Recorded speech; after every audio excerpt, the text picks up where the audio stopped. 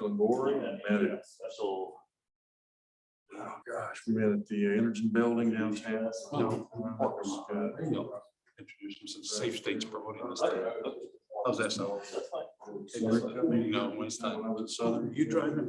We're about to get started, and we're gonna have Justin Shepard, our program director, come in and manage the meeting.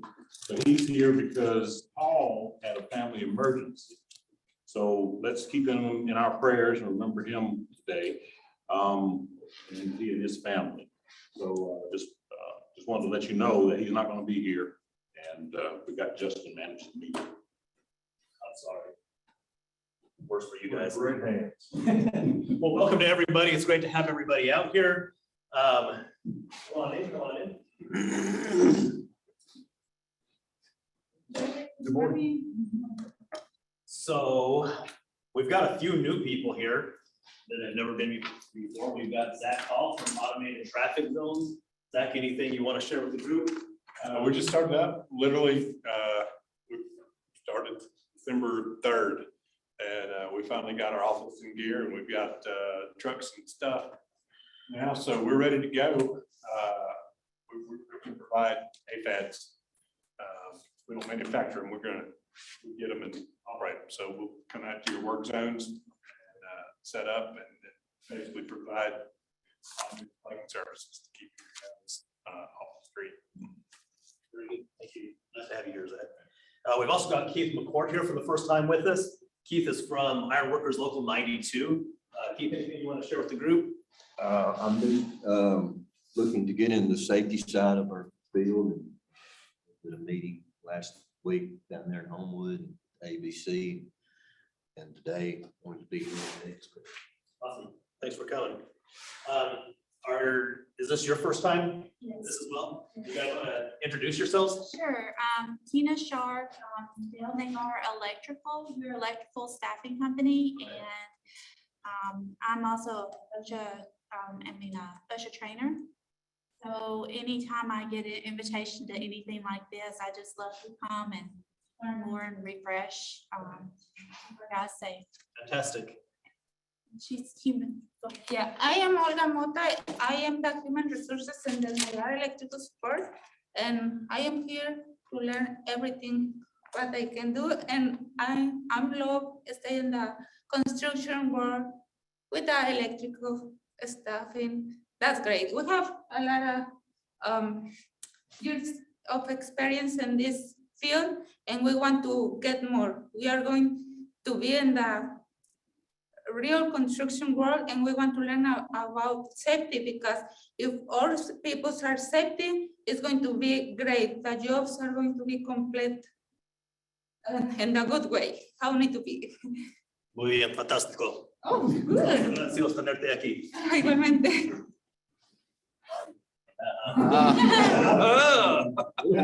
Now.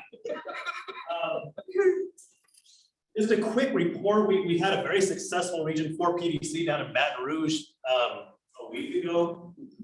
You want to share anything about that quickly? I just echo what you said. I think it was great to be back together. We had a great PDC. How many people? Minute speakers, sir. How many people do you think were down there? I think close to a couple of hundred. Yeah. It was good. Yeah, we had a post-mortem meeting yesterday with the PDC committee meeting group, and already planning for the next year. So that already started, and trying to pick a location now. We've got a couple venues we're looking at, so you'll be hearing more about that. But it's great to be back in person. It was fantastic. Good sessions and very, very good meeting. I would just encourage everybody, if you have the opportunity next year to go to it, it was really great. There were a lot of good topics that were shared. So, I mean, obviously very, very well-educated people that were presenting. Most of the people that were presenting were very, very well-educated. I also presented, and maybe mine was not that well-educated, but it might've been funny. So we are pleased to have with us today Mr. Tom Robinson from the AGC to present us on work zone safety. Anybody in this room has probably been in a situation before where you have seen craziness happen in work zones. You know, the pylons are up, everything is flashing, and somebody just comes blowing right through. So hopefully today we can learn a little bit more about how we can avoid that. We're actually going to have Randy introduce Tom, so I'll turn it over to you. Thank you. Good morning, everyone. Morning. We're all happy to be here today. I'm Randy Eastland. Those of you who don't know, I'm vice president of Shelter, and I'm the safety program supervisor for Safe State University of Alabama. So it's happy to be a sponsor today, and we're also looking to work toward recognizing this week's stand down for the struck by violence. This is the National War Zone Safety Week, and this is something of very important to the Occupational Safety and Health Administration.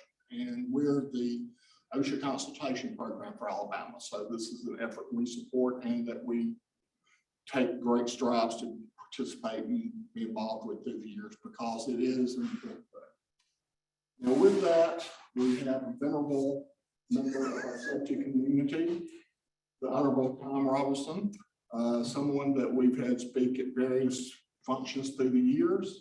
He's an honored member of the Construction Safety Conference Planning Committee, which he's led and held a major role in being involved with through the years. He's also a rock of the AGC training community. So with that, our expert in the field, we're happy to bring forward Tom Robinson. I'm going to do a few. About all that. That's what you paid me to say. So yeah, this is our building here. I work for the AGC here, which is the Associated General Contractors. Most of you know who we are, but if you don't, we're the largest association of commercial builders in the United States, and also our Alabama chapter is the largest association of commercial builders here in the state of Alabama. So we're involved in all aspects of the commercial building trades. We have members that range all the way from 3 or 4 person mom and pop painting company to all the way up to BL Harbor and Doster and places like that, people like that. So we do a lot of everything. We're involved in that. So yeah, like Randy said, this week is Work Zone Awareness Week.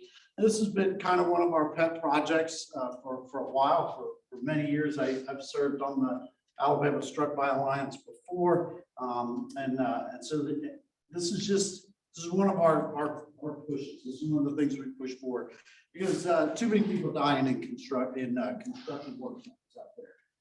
It's good to have you guys with us, but that's part of what what your whole purpose is. So it's good to have you here and have you be a part of that. We did do the stand downs and stuff this week that we promoted, and had some materials, some training materials go out, some different publications, things like that. So I'll get started. I'm just gonna I was gonna say I'm gonna kind of blow through this, but I'm not. But we're gonna cover a lot of stuff, because we put this together as a training tool for contractors who work out in the field, who actually do work zones, actually work on highways, work on the roads. This was put together by the Struck by Alliance and with the DOT and so on. And so the goals of this training, and really you guys, probably a lot of you already know this, but it's always good to be refreshed, is to prevent the fatalities and injuries as much as we can. Like we had said, there's too many people dying and getting injured on our roadways in our work zones. I know this week down Mobile, they held a press conference. They named a bridge for Johnny Walton, and if any of you know Johnny Walton, their paving company, road work company down in Mobile, and the owner's son was killed a few years ago in a work zone accident. And so there's a bridge being named for him down in Mobile. They had a press conference this week to be a part of that. But we just want to educate exposed workers. We want to educate our employers, our contractors, about the dangers of work zones and how to alleviate some of that, and to strengthen public knowledge Because, and you'll find out there's a statistic we'll get to here in a minute. But our purpose is to encourage, so we're going to talk about work zone safety. We're going to talk about distracted driving. We just want to emphasize that all of this presentation is available to you. If you want a copy of it, let me know, leave me your card, email me, whatever. Let me know and I can get you a copy of this. It's editable, so if you want to change the dates, this is this year's Work Zone Awareness Week, but you can change the dates, we can use it next year. You do whatever, you can edit it, whatever, but this is available and I can get it to you. And we just want to drive home the point that the life that we save might be yours. This is going fast. Here's that fatality, that statistic I wanted to point out to you, is that we talk about work zones and make a work zone safe, but 4 out of 5 fatalities in work zones are drivers and passengers, not our workers.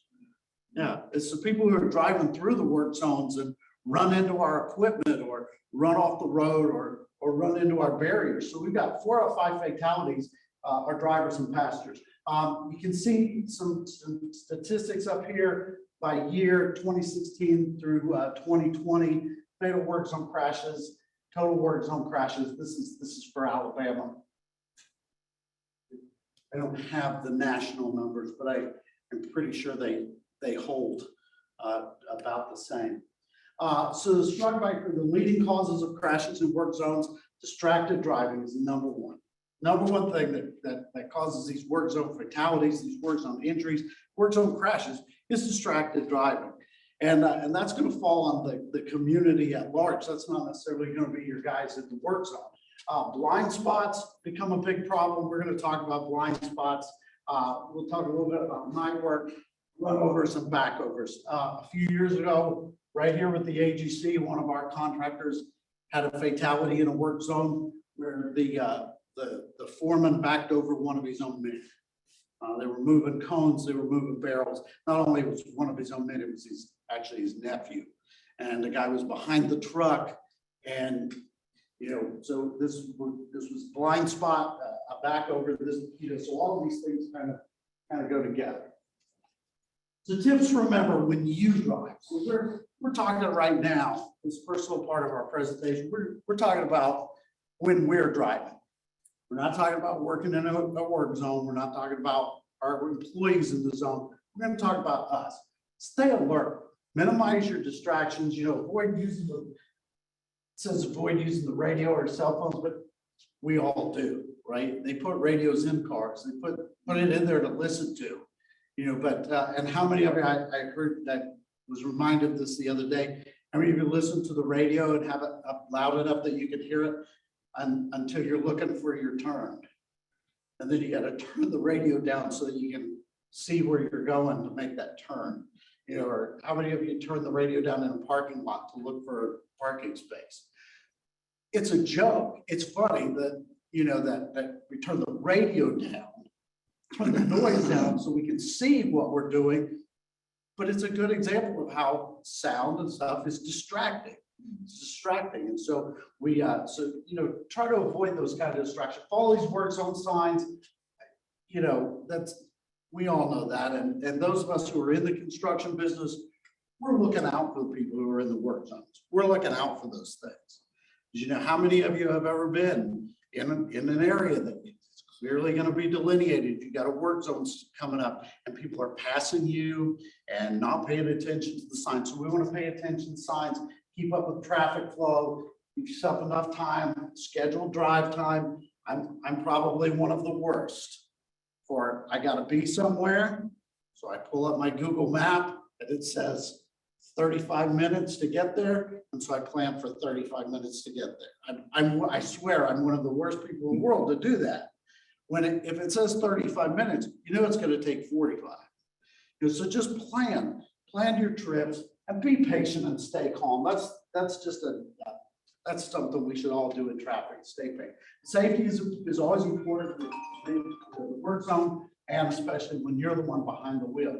So distracted driving, there are 3 types of distractions driving. You got visual, manual, and your cognitive. Visual, obviously, is taking your eyes off the road, taking your eyes off the sign, not looking at the people around you, or not being aware of your surroundings. Manual, taking your hands off the wheel, and cognitive, taking your mind off what you're doing. Distracted drivers doing anything that is non-driving related while you're driving. Okay, distracted driving, non-driving related, anything that doesn't involve driving, you do that while you're driving, that's going to cause a distraction. And texting is the most egregious offender, because texting involves all three. In order to text, you're taking your eyes off the road to look at the screen. You've got a hand off the wheel to hold the phone, and yeah, it's amazing how quickly people can move their thumb on those phones. So I'll tell you a little story. This has kind of a little bit to do with that, but not really, but I think it's funny, especially for probably a lot of you guys who are close to my age. I was in buying something at a department store, and the young woman who was, checking me out, she was having trouble on the little keyboard for the cash register. She's like, I'm having trouble. I can't seem to type today. And I said, well, that's okay, because I can't type at all. I can't. I never learned to type. I took other things. And I said, yeah, when I was in high school, I went to high school before there were computers. So we had classes where we actually sat and learned on a typewriter. Her eyes got as big as saucers. For real? Yeah, for real. We didn't have computers. Closest thing we had to a computer in high school was your little pocket calculator. Yeah, so showing my age a little bit, but yes, texting. And so you got one hand off the wheel to hold the phone and do the texting, and your mind is off of what you're doing because you're thinking about what's going on in that text. And so whenever we're doing that, we're definitely completely distracted, and we're endangering ourselves and others. So some facts here: 77% of people report that they talk on a cell phone while they're driving at least some of the time. Okay, at least some of the time. And we now have all sorts of hands-free devices where we can talk. But if you think about it, you're still taking your mind off of what you're doing, even if you're hands-free, if you're completely, you're talking and you're doing something different. 42% of drivers admit that they read a text or email while driving. And that's alarming. That's a 42%. That's almost half of the people on the road are reading a text or an email while they're driving.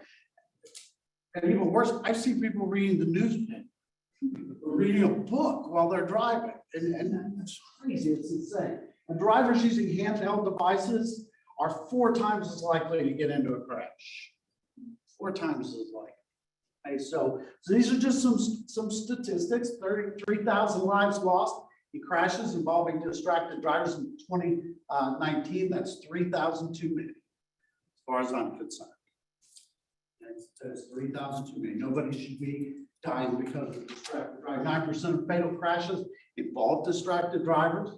And approximately 26,000 people dying in crashes involving distracted drivers between 12 and 19. That's a lot of people. And here's another interesting couple of statistics for you down here. Young drivers are more likely to engage in distracted driving. There's something about, we all remember when we were young, that feeling of invincibility. It's not going to happen to me. It's not going to happen to me. I'm not the one who's going to get in a wreck. And I'm finding more and more, and I hate to use that term because I hate to sound like I'm being whatever, but that entitlement attitude, that's the word I was looking for, is you're driving down the road and a young person comes over into your lane and nearly runs you off the road because they're texting while they're driving.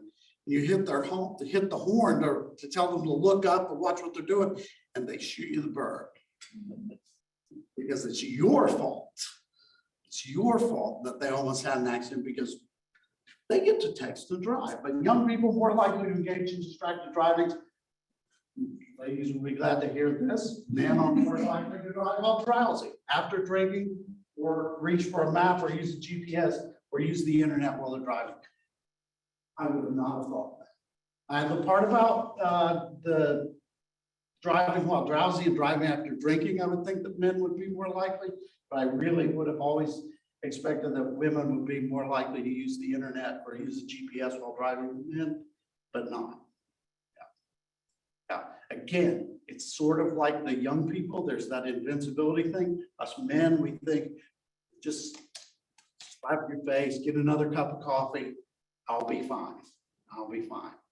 But driving drowsy is driving distracted. And many people said they know distracted driving is dangerous, but here's the thing, they do it anyway. They do it anyway. So many things we know of, but that translates, doesn't it, Danny, into just construction safety in general. We know it's dangerous, but we do it anyway. Because that's what we've always done. Okay. Again, 3,500 deaths and 400,000 injuries per year caused by distracted driving. Okay. Effects of texting. While teenagers texting, they spend 10% of their time driving outside the line that they're driving. And we say that for teenagers, and I'm pretty sure that's going to be everybody too. When you're texting, you move. We have that. Not just texting, but think about when you're messing with the radio or the GPS or the screen on your car. How many of you kind of pull that way? It's just human. It's human nature. We're going this way. We're looking this way. We kind of pull that way. Talking on a cell phone, make reaction time slow as that of a 70-year-old. Okay, and this is the best one right here. This bottom statistic, and I actually saw like a graphic, an actual video of this. Think about if you're texting for 5 minutes, if you take your attention away from what you're doing for 5 seconds at 55 miles an hour, that's driving the length of a football field with your eyes closed. Length of a football field with your eyes closed. If you answer it, look away for just 5 seconds at 55. And none of us do 55. Come on. Matt does. So anyhow, so those are just some statistics about distracted driving. We've got Department of Transportation has a website that addresses this issue. It's got all kinds of statistics and things like that. It's distraction.gov. Just go and check that out. This is another one of the things that we talked about. This takes us from that realm of drivers and us and moves us into the work zone itself. And that is blind spots. So you gotta always treat the equipment in the job site as a vehicle. Stay outside of that circle, that area of its influence, stay clear of any vehicles. We talk about traffic control plans and constant communication with operators and things like that. I want to get past this and show you this diagram. Okay, and this is in the, like I said, the PowerPoint is available to you if you want it. So if you want to get it and use this diagram, I'm sure you can find it online because, well, I know you can because I have. Okay, but this is a diagram of setting up the blind spots for a dump truck. Okay, and every one of those barrels cones represents some person, or we're going to say a person in that scenario. And you look at where that dump truck is, look at where those barrels are set up, and all of those represent people. That's a person. Okay, so we set one up. We got the dump truck here. Here's the view from the ground. So we're standing back here. We're looking at this. Every one of those barrels is a person or a group of people. There's the dump truck. Here we are from another angle. All of these people standing there around that. That's what it looks like from inside the cab.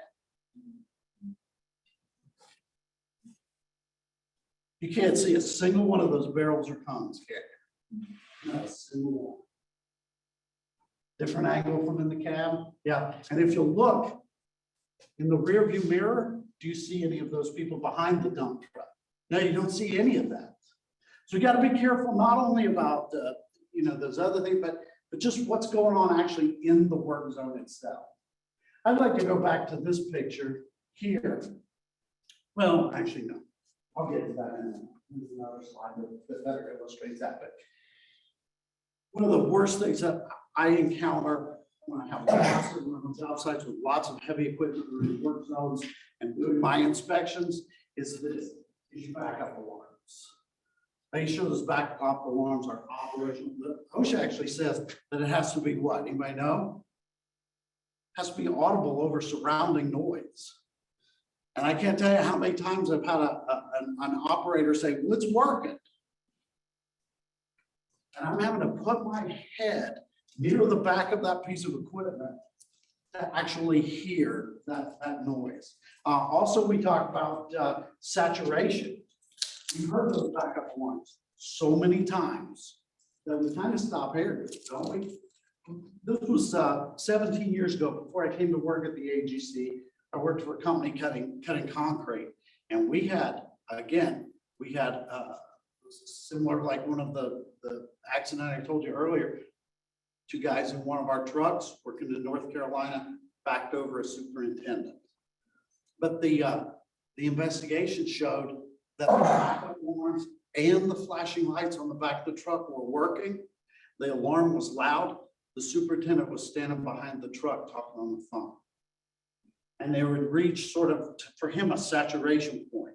You know, he had heard those alarms so many times and seen those flashing lights so many times, it sort of became invisible or he became immune to that. So we want to make sure we got backup alarms. Or a single person, you know, knows the operator's blind spots, like we just showed in the truck.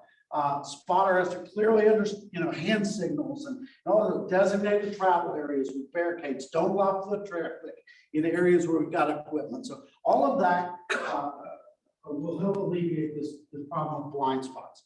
Another problem that we have or can have, and it's unavoidable, is night work. We work on the roads at night. It's the best time. I wish they would work on the roads at night a lot more, because it always seems that the road work starts right during, you know, we're going to wait and open up a work zone during rush hour on a Friday. Okay, or they decide to work on 65 North between the beach and Montgomery, and we're gonna set up that work zone. We're gonna start that highway work on the Friday when everybody's coming back from spring break, right? It just always seems like work zone, road work's going on at inconvenient time. But if we're working at night, so you got to reduce visibility for the workers and for drivers. It's at night. And we live here in Alabama, and there are a lot of those lights on the highways in Alabama that are not working. Just you can't get those fixed quick enough, but we've got reduced visibility. We need better communication between the shifts, letting the day shift know that the night shift's going to be working. This is when you get into your really dangerous time for drowsy drivers. Sun starts to go down and it sort of kicks in. Okay, some of the social disruptions, sleep, risk of injury from drowsiness, impaired family, social relationships. You got people driving and arguing at night. So you got all this stuff going on. So we want to be careful of our night work. We talk about runovers and backovers. Try to remain alert. We got to make sure that those alarms again are working, and everybody knows there's work going on in the zone and what equipment's moving. Check the surroundings. Keep a safe distance from traffic. Stay behind protective barriers when possible. When I was cutting concrete, one of our rules for working in the road was you kept your truck between you and oncoming traffic. Okay. Anytime any of our guys were caught working behind their truck in a work zone, that was a day off without pay. We had to make sure that we're keeping some sort of barrier between us and traffic. And look out for each other, warn our coworkers. That's a big part of it. Best practices for operator safety. You know, we don't want unqualified people operating heavy equipment. We want inspections of equipment. Backup alarm test. I cannot reiterate this idea about backup alarms anymore. Seatbelts. There's a reason there are seatbelts on heavy equipment. Why? What's the reason for a seatbelt on heavy equipment? I was looking for something a little simpler, just to be worn. There's a reason it's there. But yes, to keep you in the cab. Yeah. And this is a little bit off the work zones thing, but how many times have you heard guys say that they don't wear their seatbelt because if it starts to roll over, they're gonna do what? Jump. Yeah. We all know Murphy's Law. Anything that can't go wrong will, whatever side you decide to jump out of, that's probably the side it will roll. Okay, yeah, so contact, 3 points of contact, look for moving equipment, people's, just want to keep our equipment clean. All right, here's where I was going with high vis, I was gonna go back to that other picture, but high visibility apparel. Okay. We have reached this sort of time with construction where we talk a lot about high vis. Okay? And high vis and what is really high visibility versus what a lot of contractors are calling high visibility are kind of, those gray areas, they're sort of overlapping and fading together. Like I can't tell you how often I go on a construction site, we're talking to a general contractor who's not doing road work, it's just a general contractor. They say we're requiring high vis on our job sites so that everybody can be seen. We require high vis. And I'm like, well, those guys are not wearing high vis. Well, it's bright. They wear bright colored t-shirts. I'm like, but it's not high visibility. It's not, and we're letting guys get away well with, I know we got Safe State here from the University of Alabama, but how many times I hear guys say, it's an Auburn t-shirt, it's bright orange. You're gonna see that. High vis, the actual definition of high vis, and there's the different classes, but we're talking about from the manual uniform traffic control devices, certain color, reflective tape, a certain amount of reflective tape, depending on what class of high visibility garment it is, depending on where you're working in the, if it's a low speed, if it's a high speed, if it's rural, if it's urban, and if it's highway, and if it's at night. Okay, but where I really wanted to go with this, well, let me just show you some of these slides. From a visibility standpoint, which one of these guys do you want to be? That looks pretty nice. Right, it's this guy with the new vest. Yeah. But then on the other hand, how many times, and you guys are consultants, safety people, we all do a lot of different jobs. How many times you gone on a job site and everybody on the site's wearing a brand new vest? And see, that's always a concern to me because I wonder, why are the vests also new? And they've still got the creases in them where they just took them out of the plastic bag that morning, probably because they weren't wearing them yesterday. Right? But they knew I was coming today. Everybody got a vest. But yes, this one's good. This one's a little better. It's got sleeves, but the reflectivity of the striping has started to lose its abilities. This one here, he's not even got that thing zipped up. You can hardly see it. And this one is dirty. So yeah, that new one's looking pretty good. See, again, we want it fastened, we want it zipped. If it's not zipped, it's gonna get, this is gonna get hidden. Okay, want to make sure they fit properly. Okay, time for a new vest. See, look at these, the same two guys. Okay, but this is in light, this is in the dark with the light reflecting off. So it's time to get a new one from this guy. And the other thing that's, and I understand this, margins in construction for profit are so small, but I can't tell you how many times I hear about how expensive the vests are. You can't afford to be replacing these guys' vests, 2 or 3 months in, and then we got to buy everybody a new vest. But imagine the cost of having to replace an employee 3 months in. Yeah. Come on, if I can share real quick. Yeah. I was driving, my wife was in the car and I pulled over at a work site. I put on my hard hat, my vest, and I go out and I told the brand new vest. They were all orange. And I stopped and said, sir, great job on the vest, but they're the wrong color. Right. My wife said, why did you say that? I said, that's what I do. And so I drove by the next day because it was on 65 and they all had the brand new vest on. But there's some things that people don't realize. You want that lime green or yellow, whatever they want to call it. But when there's a lot of pollen, the lime with the orange trim is better than just the plain lime. Of course, you don't want to wear orange. Right. Well, that was, that's perfect. Led me into the point that I was gonna make with this is Wednesday, got an email I got an email Monday, but Wednesday with the AGC, and I think it was, I don't think it was the Struck by Alliance, but our Mobile office, who's, you know, Charlotte, don't you, who's very heavily into this, was saying that Wednesday was Wear Orange Day. We want everybody wearing orange to sort of promote work zone awareness. But I tell people, like Danny said, don't wear orange. You blend in with the cones. Colors of drums, the barrels. Orange, cones, signs, okay? Everything else out there, markers, everything, it's all orange.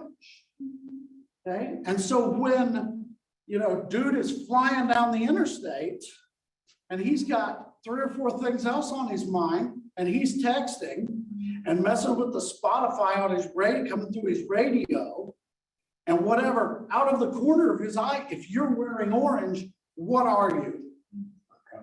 Just another cone, barrel, sign, right? So I'm telling my people, you want that lime green.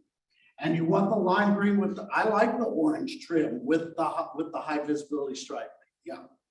And what I give props to 3M, you know, for years ago, developed that silver striping, that retro reflective. So it's not just that plastic reflector type stuff. This stuff actually really lights up and reflects the light back to its source and so yeah, good deal. So utility operators, we just want to, it's kind of the same kind of thing. It's all the same. Utility work, water and stuff in your urban roadways, communication, all it is for utility work, have to follow the same rules. Just talking about some different things with utility. Surveyors, they're also at risk.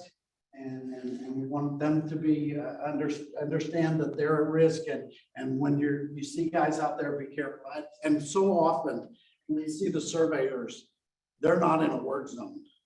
They're just some guy standing on the side of the road with his stick, and you know, a couple miles down, you got the other guy with the I don't even know what that's called, but we're doing the surveying. So they're not even in the zones. We want to look out for them. We want them looking out for themselves. Okay. So most importantly, above all things, remember that the work zone safety is everybody's responsibility, not just the contractor. I love you guys are setting up zones. I love that we have some companies. Actually, we have a couple that are members of the AGC. We have more and more companies springing up where you can call them to come set up your work zone for you. You know, I was thrilled years and years ago when we started having companies set up scaffolding for people where it's like, we're the experts, we'll come set it up and you work on it, because of companies that do scaffolding work and they're just throwing scaffolding together. Same thing, same principle applies here. I love that we got work zone people who know what they're doing. We're the experts in setting up the work zone. They know how many barrels and how many signs and which sign we use this. But you know, work zone safety is not just their responsibility. And it's not just the responsibility of the people working in the zone to protect themselves. It's also the responsibility of the public to look out for those work zones. So don't be a statistic, don't text and drive, and always expect the unexpected. Because what's the old saying? When you expect the unexpected, it's no longer unexpected. So, any questions? Anybody else got comments? Yeah, so, the vest, we had a major supply chain issues this past 2 years on vests. I don't know if anybody else has felt that, but we have. The other thing, you have so many small companies that been set up, it would be hard to do this, but I think it would take somebody from a level AGC or big level to push this. I drive all over the southeast and I pass roadwork signs every single day where I live. I pass the roadwork sign, it's been there for 6 months. And there's nobody doing work. Every now and then, they'll have somebody out there doing work. Well, if I'm used to that, and I'm just thinking like a regular driver, if I'm used to that, I'm running 50 miles an hour up this road every day. And then 3 months from now, they decide we're gonna do some work. I'm still gonna run 55 through there because I didn't know they were gonna be there. Again, it's saturation and, you know, Aside the cry wolf. yeah, right. And it's not just one instance, it's I see it all the time. I see these roads, these signs and barrels are just left up for months after the work's done. Melissa Bonds could probably quote it where it is in the MUTCD, but the MUTCD says that those signs are supposed to be taken down. Yeah, they're not supposed to be left up like that for long periods of time. They should only be up when the work's going on. So, yeah, I'm with you. I think that hurts. It hurts as much as anything. Credibility. The reason why the state makes them keep them up is because that contract or the contractor is made to keep it up because they finished the project, but the state hasn't accepted it yet. So they still have to have the signs up. Yes. I get it. And to me, that hurts the workforce. I think I've been in some arguments with people from DOT that's killing people. Yeah. I think it is too. But there's also a rule though, that if there's no actual work going on in the zone, you gotta hang a piece of hang a piece of plywood over that sign, cover the sign. You can leave it up, but you gotta cover it or turn it away from oncoming traffic so that it's I not. see that sometimes, but not most of the time. Sometimes. Anything else? I mean, we could sit here and talk all day about the nightmares. I don't know, to me, I just want to see, I want to see more. It's not the Duns of the world and the big GCs, it's these small utility companies, that's where I see it the most, you know, and they just leave it up. Yeah, I was a couple summers ago visiting some job sites coming from Jasper to what is that? 69. It wasn't 69, might have, what else comes from up there? Anyhow, 43 goes it from would there. have been 69, I don't know. And you know, it twists and turns and spins and hills. I come around a curve and over a hill, and there's a guy sitting in a lawn chair in the middle of the road with an orange vest on and a slow pedal, slow pedal. Yeah. And you know, when I get to the other end of the work zone, his counterpart is just sitting on the tailgate of a truck on the other end of the work zone. You know, so we've all seen that. We've seen the utility contractors where there's a guy in a pickup truck with his arm out the driver's side window with a bandana, waving it to let you know to slow down, that there's work going on. You know, I'm seeing less and less of this, but I used to still see the stop and slow paddles with the little short handle. You know, I'm getting my people, I'm getting them in line with the tall ones, but every once in a while I'll see some guy pull out or every once in a while you'll still see the guy pull out the orange flag to direct traffic. And that's flagger training is a whole other, presentation that we could do, just talking about flagger safety. On distracted driving, I've been doing a lot of training for some municipalities. You know, they finally getting, just because we don't fall under OSHA doesn't mean we don't need training. And the guy said, Dan, he was at one of the conferences I did, and he said, would you come and talk to our city employees about distracted driving? So I'm thinking the street department and stuff like that. And in walks about 12 sheriffs or police officers, because they had 4 wrecks with people on their computers. And he said, I want you to emphasize this being on the computer and driving. That's because you see state troopers do it all the time. Yeah. That computer's just sitting right there and they're doing that. So I did that thing and I told everyone, and for a joke, I took a rag and covered up my license plate. I didn't know how they take it, but it went well, but things happen. One more thing about vest, and this because I just found this out, and I've been preaching it, especially with people like your company. Most contractors, when we're on site, we have to wear reflective vest, okay? And our guys are welding. Some places they let us take them off, some they don't. Well, we did when I was at GNR, we did a study through the hospital about sunscreening. And we found 4 of our iron workers had skin cancer they had the welding hood, but the reflecting off of that reflective vest went underneath the hood and actually caused cancer. Wow. So I've been on a crusade at paper mills and all that. Hey, let them take off the vest, okay? And then when they're done, they'll put them back on and walk around. But people don't think about that. I've been in some pretty heated conversations with some GCs over the welding with Vest. the vest on. The vest, right. And, I've not lost one yet, but I'm telling you, it's like threatening to walk off the job top. Oh, yeah. I mean, you just don't understand why you would. But you're right about the paddle signs. I saw that like 2 days ago. Orange paddle sign, you couldn't see whether it was slow or stop on it. It was so old. And the guy's wearing an orange vest. So until you get like as close as I am to you, you couldn't tell he had a sign there. Yeah, I've been hit, nearly hit several times.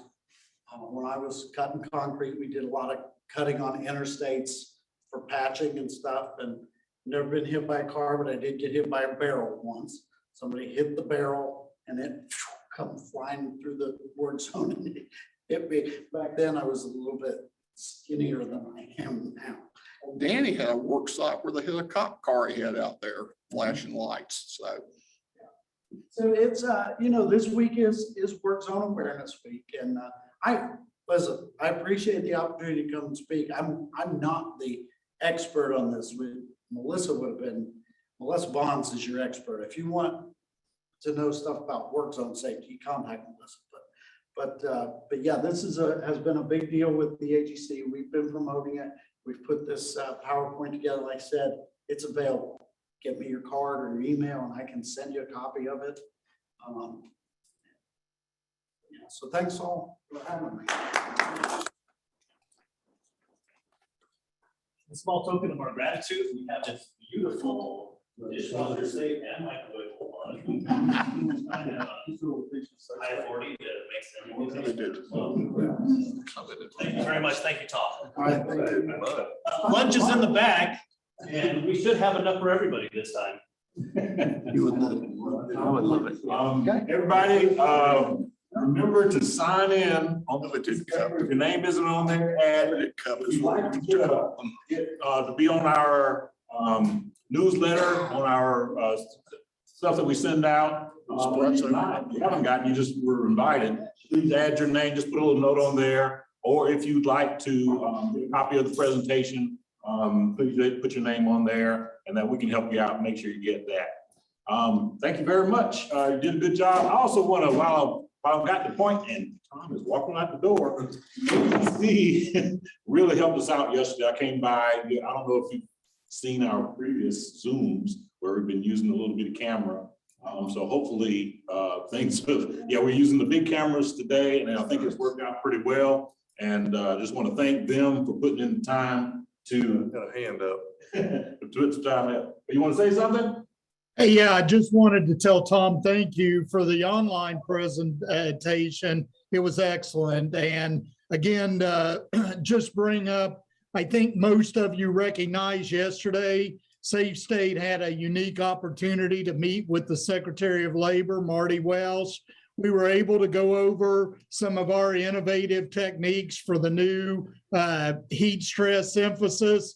We have the training. I put it in the chat. We are very interested in helping anyone with that program. We know it's new. We know it's scary. And I would appreciate anyone reaching out to me. I put my name in the chat but I hope you got my email about it. And again, we're going to help shape this program so it really protects employees. And we got that commitment. We've got that direct line to Marty yesterday. So thank you guys. Alabama again is leading it. So just thanks again, Tom. Excellent presentation on this life critical issue.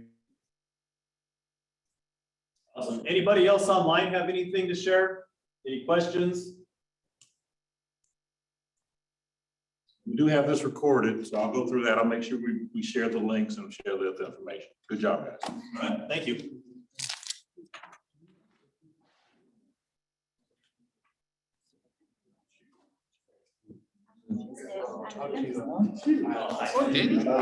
Stay busy?